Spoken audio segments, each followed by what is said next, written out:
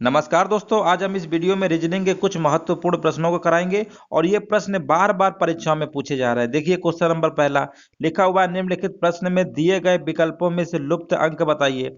अब देखो ये प्रश्न कई बार पेपर में पूछा गया है। अब बताइए लुप्त अंक क्या होगा, यहाँ पर पूछा गया है। तो अब आपको देखिए लॉजिक सोचना है, सीरीज को सोचना है कैसे किया गया है। देखो यहाँ पर 3 से 5 हो रहा है ना, आप कहेंगे 3 से 5 में से 2 की बढ़ोतरी हो रही है, 2 की बढ़ोतरी हो रही है और इसी का क्यूब कर दीजिए तो आप कहेंगे 8 पे नहीं, बीच वाला नंबर प्राप्त हो गया। इसी प्रकार यहाँ पर देखिए 5 से 8 हो रहा है, आप कहेंगे 3 बढ़ रहा है। हमने भी कहा 3 बढ़ रहा है और 3 का क्यूब कर देंगे, क्या 27 आ रहा है? बिल्कुल सही बात है।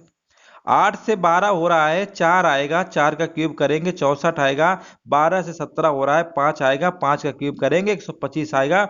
उसी प्रकार अगला जो नंबर आएगा वो 6 का क्यूब होगा। 6 का क्यूब किसको नहीं पता है? 216 होगा। इसका राइट आंसर ऑप्शन नंबर पहला हो जाएगा। समझ में आ गया? किसी कोई दिक्कत नहीं होगी। बढ़िया सवाल था, इस टाइप के सवाल कई बार परीक्षा में पूछे गए। आगे बढ़ते हैं। देखो यहाँ पर इस टाइप के भी प्रश्न आपको रीजनिंग में जरूर देखने को मिलते होंगे। लिखा हुआ यदि 4 star 7 star 2 is equal to 361 तथा 5 स्टार 9 स्टार 1 इस तरीके से लिखा गया है और पूछा गया है 2 स्टार 1 3 का मान क्या होगा। तो ऐसे प्रश्नों को सबसे पहले हम इस लॉजिक को सोचेंगे और इसको सोचेंगे किस आधार पे किया गया है, क्या ये दोनों पैटर्न फॉलो करता है, तो वही पैटर्न यहाँ पर भी लगा देंगे। अब देखिए 4 से यहाँ पर 3 लिखा गया है, इसका मतलब यहाँ पर एक कम कर दिया गया है, एक कम कर दिया गया है यानी यहाँ पर 3 आया है। 7 से एक कम करेंगे 6 आएगा, 2 में से 1 कम करेंगे 1 आएगा। आपने कहा इसमें भी यही करिए, 5 में से एक कम कर देंगे तो 4 आएगा, 9 में से एक कम कर देंगे 8 आएगा, 1 में से एक कम कर देंगे 0 आएगा, 2 में से एक कम कर देंगे 1 आएगा, 2 में से एक कम कर देंगे 1 आएगा, 1 में से एक कम कर देंगे 0 आएगा, 3 में से एक कम कर देंगे तो 102। देखिए कहाँ लिखा हुआ है? Option number. तो देख रहे हैं ना, ऐसे प्रश्न अगर आपको मिलते हैं रीजनिंग के तो आप कर लेंगे, उम्मीद है। अब हम आगे बढ़ते हैं। एक और प्रश्न देखिए यहाँ पर पूछा गया है, इसका आंसर क्या होगा। लिखा हुआ यदि 45% 11 बराबर 7 इस तरीके से लिखा हुआ है और पूछा गया है 55% 4 का मान क्या होगा। तो देखो यहाँ पर आपको बिल्कुल नहीं घबराना, ये परसेंटेज या सेंटेज से कोई मतलब ही नहीं है। बस आपको लॉजिक सोचना है कि यहाँ पर 7 कैसे आएगा, ठीक है ना। तो देखिए कैसे आएगा, यहाँ पर अगर इन डिजिट को जोड़ दो 4 और 5 तो आप कहेंगे 9 होगा। इनको जोड़ लो एक एक को तो आप कहेंगे 2 आएगा। दोनों का डिफरेंस ले लीजिएगा तो आपका आंसर आ जाएगा 7। यानी आप देख रहे हैं ना, परसेंटेज को हम माइनस मान लिया है और इन्हीं डिजिट का सम करके माइनस कर दिया, एक 7 आ रहा है। क्या ये पैटर्न यहाँ पर फॉलो करता है? जरूर चेक करेंगे। 9 5 14 होता है और 14 माइनस 4 3 7, बिल्कुल 7 आ रहा है। इसका मतलब हम दावे के साथ कह सकते हैं पैटर्न सही है। इसी पैटर्न पे इसको हम लगाते हैं। 5 5 10, 10 में से 4 माइनस करेंगे तो इस प्रश्न का राइट आंसर हो जाएगा ऑप्शन नंबर 6। उम्मीद है बात आपको समझ में आ रही होगी। ऐसे प्रश्न अगर आपको मिलेंगे तो बिल्कुल नहीं घबराना है और ऐसे आप लगाइएगा। चलिए अगला प्रश्न देखते हैं। यहाँ पर पूछा गया है दिए गए विकल्पों में से संबंधित संख्या को चुनिए। अब अगर ऐसे प्रश्न आपको परीक्षा में मिल जाएंगे तो कैसे लगाएंगे? देखो सबसे पहले इनमें क्या होता है, ये देखो समानुपात का साइन बना है ना, तो सबसे पहले इनमें एक रिलेशन पता करेंगे, कौन सा रिलेशन फॉलो करता है, उसी रिलेशन को यहाँ पर अप्लाई करते हैं। तो यहाँ पर देखिए, यहाँ पर 10,001 से 10,101 आया है तो आप कहेंगे यहाँ पर 100 की बढ़ोतरी हो रही है। यानी यहाँ पे अगर इस नंबर पे 100 ऐड कर देंगे तो आपका 10,101 आ जाएगा।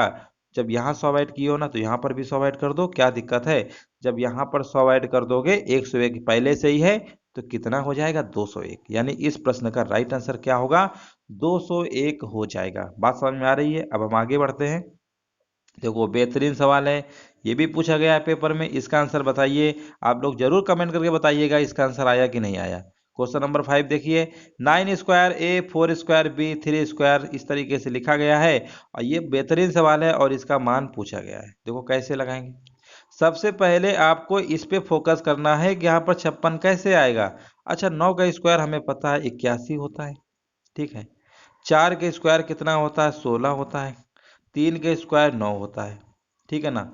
तो अगर हम इसको क्या कर दें, 16 और यहाँ पर 16 9 25, 25 में, हाँ ठीक है, ऐसा करते हैं इन दोनों को जोड़ देते हैं, यहाँ पर माइनस लगा के एक ब्रैकेट लगा देते हैं। ब्रैकेट आपको लगाना पड़ेगा, अगर ब्रैकेट नहीं लगाएंगे ना तो फिर सवाल नहीं आएगा, ये भी याद रखिएगा। अगर आपको ये लग रहा है कि बी वाला साइन को हमने प्लस बना लिया है और यहाँ 3 का स्क्वायर 9 होता है, 4 का स्क्वायर 16 होता है, ए का मतलब माइनस, अगर आप ब्रैकेट नहीं लगाएंगे तो वो भी हम आपको समझा देते हैं, समझ लीजिए। अगर आप ब्रैकेट नहीं लगाएंगे, मान लो ऐसे लिखेंगे, तो फिर आपका 56 नहीं आ पाएगा, क्योंकि ब्रैकेट लगाने के बाद पहले आप इनको जोड़ेंगे फिर घटाएंगे, जो कि आपका पॉसिबल नहीं होगा, ठीक है ना।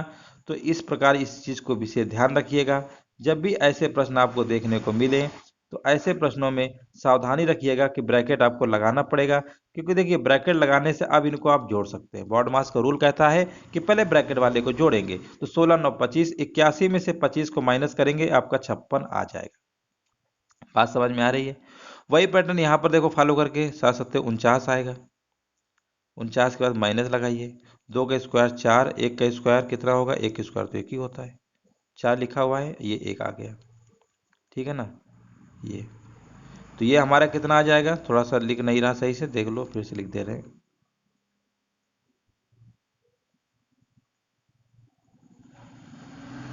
चलो अब लिख दे रहे हैं, यहाँ पर 4 + 1 आएगा, ठीक है ना। अब देखो यहाँ पर इसको जोड़ोगे तो 5 आएगा, 49 में 5 घटाओगे 44 आ रहा है, बिल्कुल सही बात है। अब इसी पैटर्न पे आप फॉलो कर लीजिए, आपका आंसर आ जाएगा। 11 का स्क्वायर 121 होता है, बिल्कुल सही बात है। यहाँ पर लगाएंगे माइनस, 5 का स्क्वायर होता है 25, 7 का स्क्वायर होता है 49। अब आप इनको जोड़ेंगे, जोड़ेंगे तो कितना आएगा, 121 माइनस ये 9 5 14, 4 2 6 1 7, यानी घटाएंगे, 11 में 4 गया 7, और यहाँ पर बचेगा कितना, 11, 11 7 गया 4, यानी यहाँ पर इसका राइट आंसर आएगा 47।